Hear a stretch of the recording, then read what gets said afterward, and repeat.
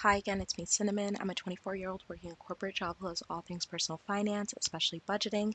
And today I'll be budgeting my first stock payout of the year. So I'm actually filming this right after I filmed my January 2 paycheck budget video. And I went to Fidelity after filming and saw that my stock payout had actually hit my account. It shows like pending cash yet, so it hasn't actually fully cleared, and my net worth hasn't updated on Empower because of that. I also figured out like what the issue with Empower was, and it was a really easy fix. So I feel like I bashed them a little bit in my last video that I talked about them. They're pretty good. I figured out how to fix the issue. I'll definitely show that when I actually get my net worth updated, probably in February. I'll be able to show that since I do get another stock payout in February. So I think that would be a good time to make a net worth update since I'll have a lot of progress.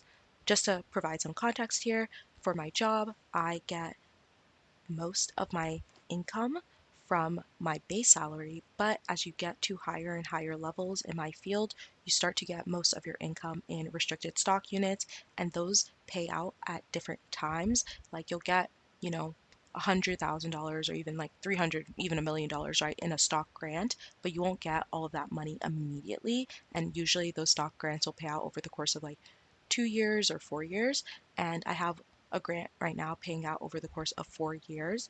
And I also have another grant that I got from my promotion that's paying out over the course of, I think, a year. Yeah, I don't know. Or maybe 2 years. I'll have to double check that. But because I have like two grants now, I am going to get stock payouts 6 times a year instead of just getting them like twice a year or something. And those payouts will be for different amounts because again the grants were for different initial amounts. So this is a payout from my larger grant that I got when I first joined the company. When I first joined the company, this payout was supposed to be worth about $25,000. So they bought $25,000 worth of company stock and granted it for me. And that company stock has appreciated over time, almost double what the initial grant was for. And per their contract, they have to pay me out the value of that stock with appreciation. The downside of this kind of way of getting paid is that if the stock depreciates, you end up getting paid out a lot less than you plan to have. And if you're mostly getting paid out in stock, that means a lot of your income is now variable. And I think it's bittersweet for sure because this isn't tied to my performance at all. It's not tied to, mostly the kind of work I do at the company. I'm not a high enough level executive to have a big impact on the movement of the company's stock. And it just kind of forces everyone who's working at the company to basically be like a day trader because they're not getting paid out in like a diversified ETF. They're getting paid out in a single company stock and their performance is very tied to that company. So as I am considering switching jobs, I have to look very closely at a company's financials and what I think their prospects are when I get offers and when I'm making a decision. I didn't do that when I was a new grad, but I feel like I kind of lucked out because my company stock has, doubled over the course of 2 years. And I think that has been the case for most tech companies. I think some have, done a lot more than doubled. So like some have 4x'd and some have, even like Nvidia, right? Like 20x or whatever happened with that. But I know for sure a lot of the companies that have 4x'd, and I had friends who were working there before they hit that 4x, the company stock plummeted. So you had to join at the right time to feel that 4x growth of the company stock. So it's very tricky, and I think it's just like forcing all of these regular W2 employees to become gamblers, and I'm not totally a fan of that. So I'm very cautious about building a budget around my stock payout. And before I budget this out, I do want to, did I say this number?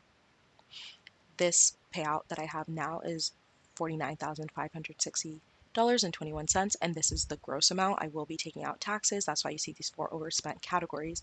But before I get into budgeting it out, I did want to flash back to my yearly budget goals.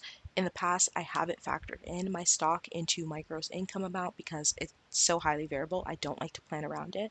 But because my stock is becoming a bigger part of my compensation, I felt like I had to do that this time. But when I did do that, I still had a little bit of side math to gauge how much I could achieve without my stock payout. So this is a little bit of like a side bit of math that I did called below base, where I'm talking about is it below my base salary. So my base salary is $175,000, and I wanted to see what I could afford with just my base salary. So I took out maxing out my retirement accounts, which is something I would like to achieve for sure. Like that's a non-negotiable for me. I'd also took out maxing out my HSA, another financial non-negotiable for me. And then I took out the $60,000 I want to give myself in my personal expenses for the year, which is the other non-negotiable for me. And I saw with that I would have $80,000 left over. And that seems like a lot of leeway, but I have to also realize I didn't take out taxes. And it's really messy when you're thinking about how much am I paying on taxes on a certain percentage of income, because it's highly dependent on what your full income ends up being for the year. So trying to figure out that tax math is still tricky. I could treat the 175,000 as filling up my first tax buckets, but I feel like that unfairly penalizes my stock units as, all being at the marginal tax rate and doesn't really achieve what I'm trying to achieve in my calculation. So I didn't want to, do a messy tax math that like I just didn't feel was right. I just was kind of using my common sense here and was thinking, would I be paying $80,000 on taxes on $175,000 after, maxing out my accounts? The answer with that is just no. That's like a really high tax rate, especially against what I had estimated would be my taxes on my projected income for the year, which is $275,000, $100,000 coming from stock payouts.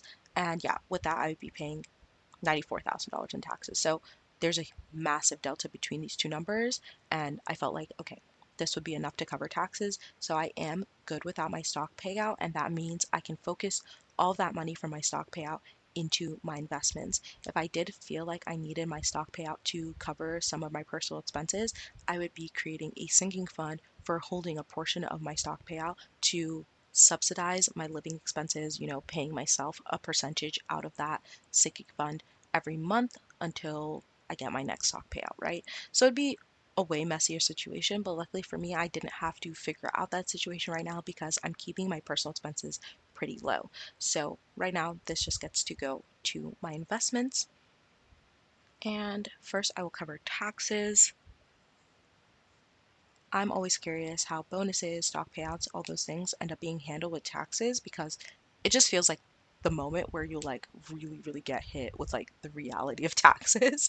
Um, and I think it's important for me to really keep an eye on this to make sure that I am not going to owe so much in tax when I'm filing for 2025, because I was already a little bit on the edge for 2024. So I know for 2025, now that I was getting higher amounts of stock payouts, and this is typically where people run into tax trouble because they're usually getting taxed on like a fixed rate, a fixed withholding rate, um, that might not actually match the effective tax rate you'll have at the end of the year. So a lot of people who are, getting bonuses but have like a lower income, they'll end up getting significant refunds come tax time, but if you get bonuses and have a higher income, you typically end up owing. So I can see that right now I'm paying about a 40% tax rate, which is probably going to be higher than my effective, right? Let's go back to this.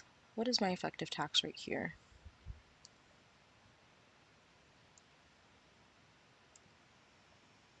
So this is calling out like a 35% effective tax rate, and this income number is lower than I think I'll eventually get in the year because my stock has appreciated more than my initial grants.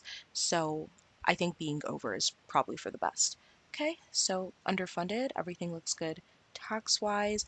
Now I'm just left with $29,200.31, and that is going to go all towards my investments. I was keeping like a separate RSU investments category. I think I want to keep doing that because I do like to know how I'm going to be tracking against my goal in a more regular way. And these payouts are super spiky still, so I like to keep them separated out. But I want to use a portion of this to fund, well, fully fund my Roth IRA because I love, love, love post tax investing. I love the idea of like tax free growth. Like tax deferred is okay, but tax free, I just think is chef's kiss for sure. And I want my tax-free gains to have as much time in the market as possible. So I love to fund my Roth IRA early.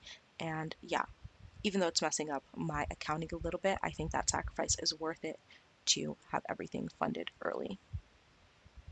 And I can leave a note that this was funded with first RSUs. Anyway, everything else will go to my brokerage account, and that is all. I have to double check if it's going to be an issue moving money from my taxable brokerage account to my Roth IRA account, because technically this amount is what's already in my taxable brokerage account as just cash. I hope there's not an issue with moving between. I've never done that before, so I hope everything works out. That's all I had for this video. It should have been super short, but I wanted to give a little bit more context into RSUs because I think they will end up being more of a thing in my budget video since I'm going to have 5 more stock payouts. And I know it's something that I didn't fully understand before I started working in tech, where this is a really common part of people's compensation. I didn't understand it at all. I didn't know what it would look like taxes wise. I didn't know what like you can do with it. I didn't know how it affected people's budgets. So it's always something I'm still trying to learn more about. I'm still in a pretty easy phase with it because I'm not letting it affect my budget too much, but I know it's only going to get more complicated from here when people are debating like whether you should include that in your financials when getting out a mortgage and stuff like that. Like it gets kind of complicated. So yeah. Anyway, thank you so much for watching and I hope you have a great day. Bye.